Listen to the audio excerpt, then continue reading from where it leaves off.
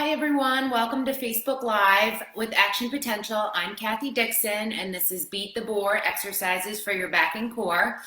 Today I decided we're going to start out with some stretching and then we're just going to kind of stay down on the floor doing mat exercises today. So just kind of really working that core, isolating the whole area instead of getting up and doing squats and moving around and all kinds of crazy stuff on our feet. So you might say it's easy, but I'm hoping that by the end of the 20 minutes, you feel like you've really worked out that core, your glutes, and your abs.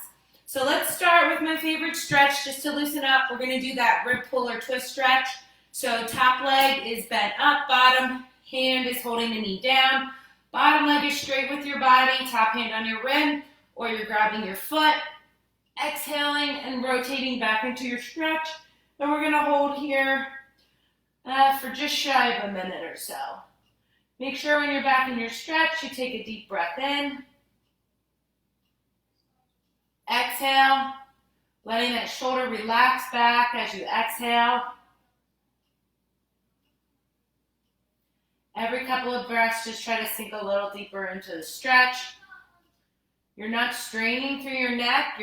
Your head is just kind of going for the ride. You can look over that back shoulder if you want more twist.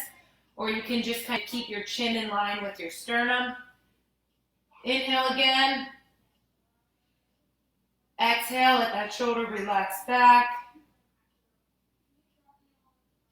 Good. As you come out of the stretch, make sure you unrotate first. Before we roll over, we're going to stay in this position.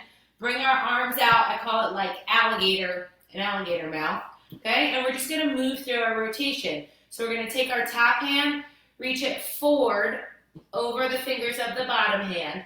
Then I'm going to bend my elbow and pull back into my rotation, rotating that shoulder back. And then I'm going to reach forward past the hand again. We're going to do this 5 times. Nothing crazy with the arm, guys. We're just using it to help us move from a forward rotation into our back rotation. I'm making sure that this front knee stays down. It's not going along for the ride. No big holds. We're just kind of loosening up our spine. And relax. Good. We can roll on to the other side. Same thing. We're going to pull that top knee up, hold our knee down, grab our foot or keep it straight. Inhale, exhale, rotate back. Feel a nice stretch through your spine, through your legs. Inhale. Exhale and let that shoulder relax back.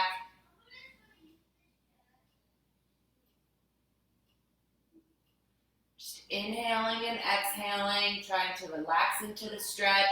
If you feel your body's tense in an area, focus on that area, and on your exhale, just think of relaxing that spot. So right now, my bottom thigh, my quad, is super tight in this stretch. So I'm actually thinking of more relaxing that quad as I exhale instead of rotating deeper into the stretch. We'll hold 2 more breaths. And 1 more. Good. Okay, now we're going to move your hands into those alligator hands. You can either keep your foot bent or move your bottom leg straight. And we're just going to reach past the fingers of the bottom hand. Bend the elbow, pulling that shoulder back into a rotation, and then coming back forward over the fingers. Pulling back into the rotation, making sure this front knee stays down on the ground. Nice and easy. We're just loosening up that spine, getting a little bit of extra stretch through our full range of motion. And 1 more time here. Okay, while we're on our side, actually I lied. We're going to go onto our back. We're going to stretch our hamstrings here. So we're going to kind of do a twofer.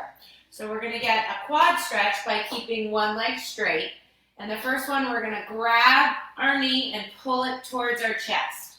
Okay, so you're thinking of just kind of stretching through your lower back, across your butt.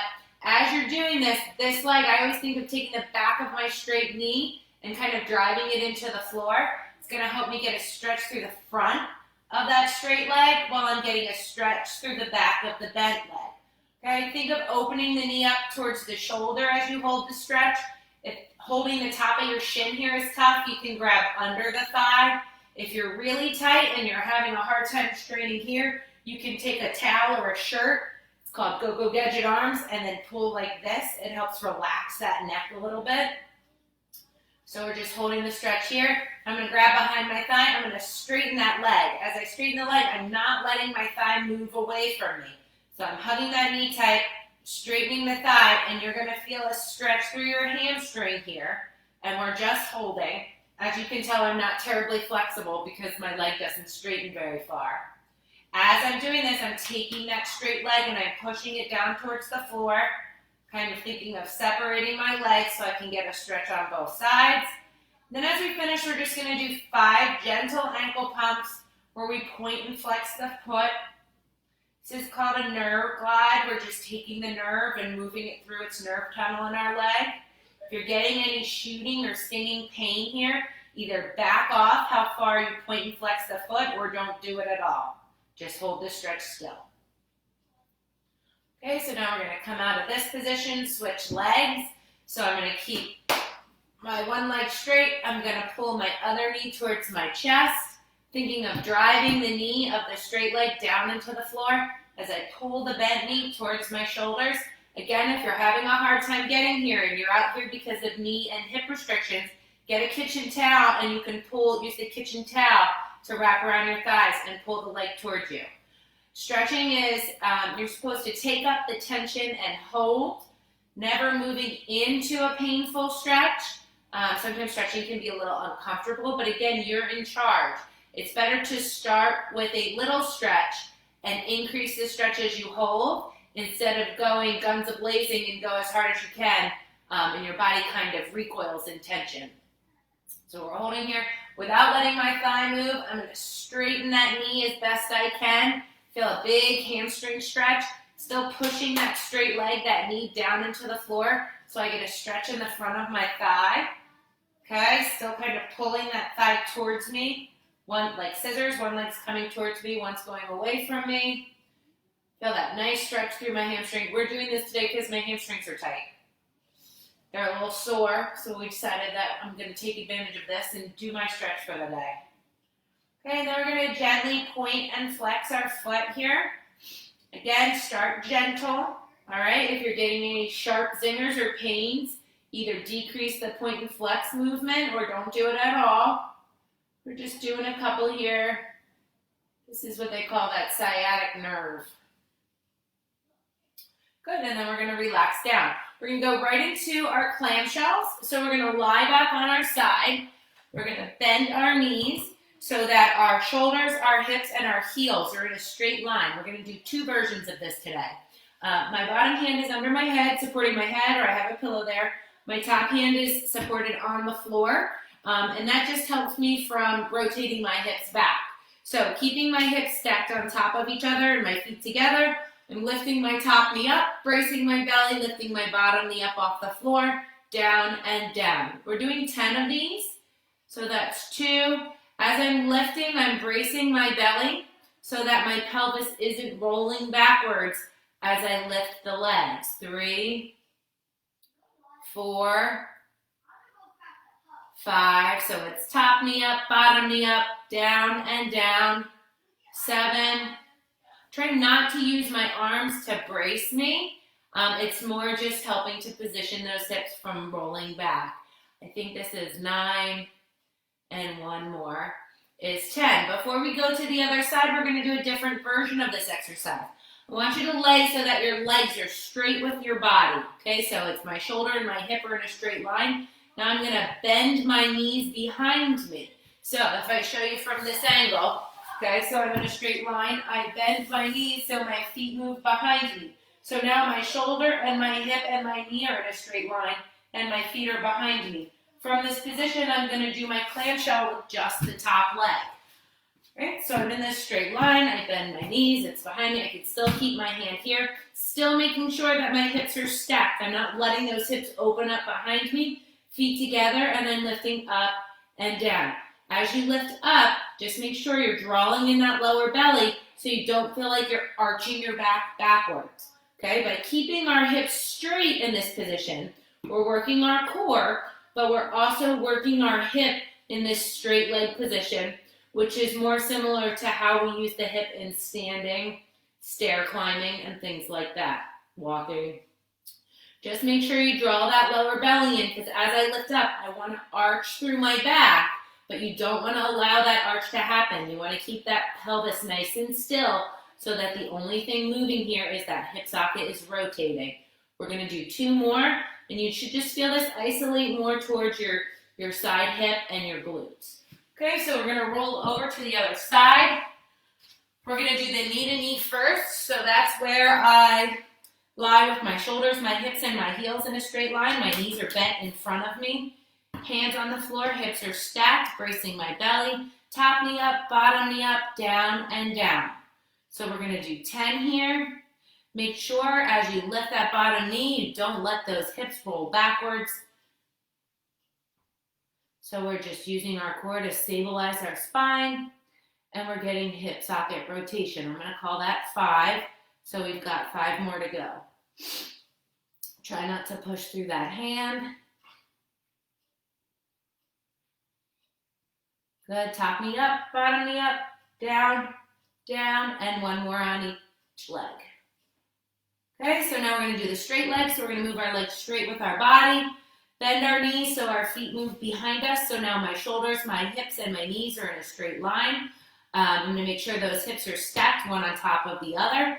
Pulling that lower belly nice and tight, feet together, lifting that top knee up and down. Making sure that as I lift, I'm not letting that pelvis roll backwards behind me.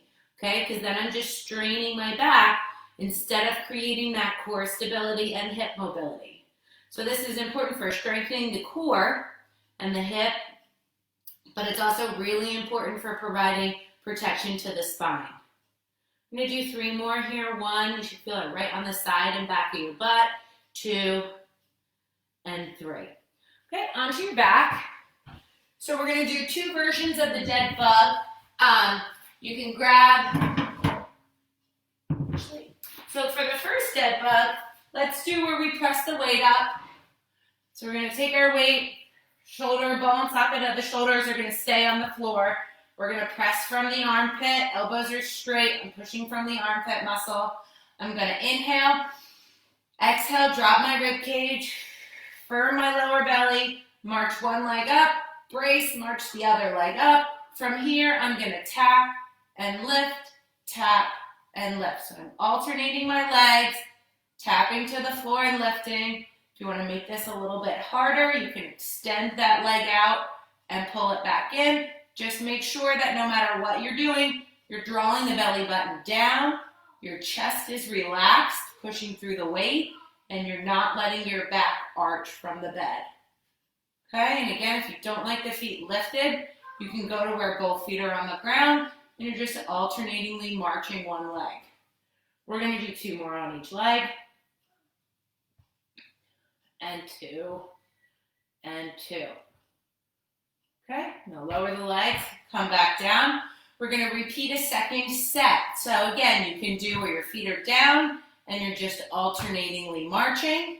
Okay, you could do the same thing you just did with both legs up and tapping the heel. Or since we stretched our hamstrings a little bit earlier, we can go into the both legs, the straight leg raise, and we're tapping one heel down and lifting back up, and then the opposite leg lifting back up. Just remember with the straight leg raise, the non-moving leg is almost pulling towards you as the moving leg is moving away from you.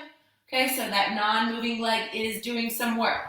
So if you want, you could do your weight press. If you don't have a weight, you can do a little ab crunch here, and then get your legs up. Make sure you exhale, drop your ribs, set your belly, and then you're tapping your heel.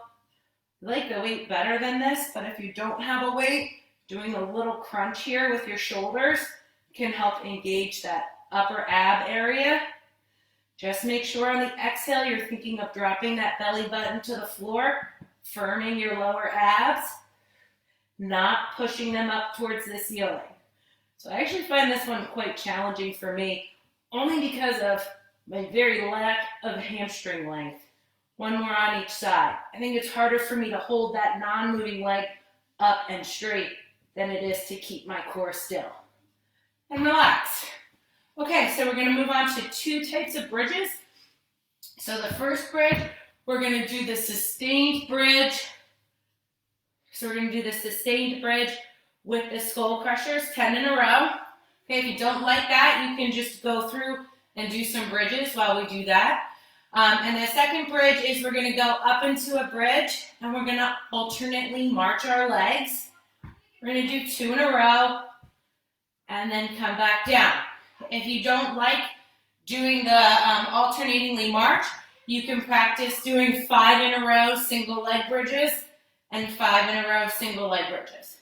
Okay, so first let's do the skull crushers. We're gonna stay up in our bridge for 10 tricep crawls. So press the arms up, shoulders are resting on the floor, driving through my heels, knees are open to lift my bottom up like a board. I'm squeezing my tush in my belly as I bring that weight back and tall. Okay, remember, my shoulders are on the floor, my chest should be relaxed. Concentrating on my weight driving through my heels. My belly is staying firm to counterbalance so that my trunk stays like a board. As I'm curling my elbows here, my upper arm or my bicep area is staying vertical. It's not moving around. I have no idea what number, so let's do 2 more. And 2. Okay, and lower down. So for the alternating bridges, you can keep your hands on your pelvis or you can leave them on the floor.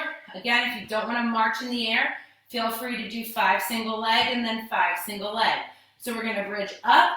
I'm going to march one leg up and down, march the other leg up and down. We're actually going to do 5. Here's 2. Make sure every time that heel goes back to the floor, you're driving through the heel to activate the glutes and the abs to keep that pelvis nice and stable as you're marching your legs. Here we are on 4, and we have 1 more, and 5, and lower down. So if you did the single leg bridge, we're gonna go up, we're gonna do 5 more marches, you do 5 more lifts on 1 leg. So here we go, we're gonna bridge up, make sure my glutes and my belly are engaged, driving through the non-moving leg as I march, making sure as I switch from right to left, I'm not getting tipping in my pelvis. So here's where our core is fighting that rotation, providing that support to our spine. Here's about 4. 1 more on each leg is 5. And 5. And lower down. Okay, so we're going to finish the last couple of moves in a plank position. So the idea here is we're going to do a plank and do the knee to chest, or people call them mountain climbers, just because I feel you get the most bang for your buck when working the abs. And then we're going to do a modified version of the around the world, which we're going to get in a plank position. We're going to row. We're going to row. We'll step out, and we'll step out. So let me do a better demonstration. If you don't want to do these in plank, you can always do them in tabletop. Okay, the first one we're going to do is a plank where we do a knee to chest and back, and a knee to chest and back, just alternating each leg. Okay, they call these mountain climbers. Make sure your butt's not going up and down.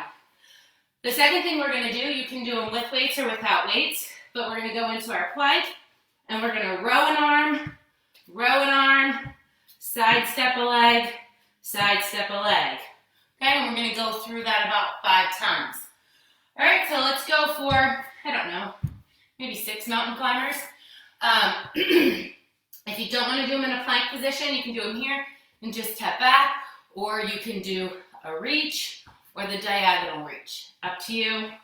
So let's set our shoulder blades, get our spine straight, step back into a plank, make sure your shoulders stay over your wrist, you're not shifting back or forward, bringing one knee in and back.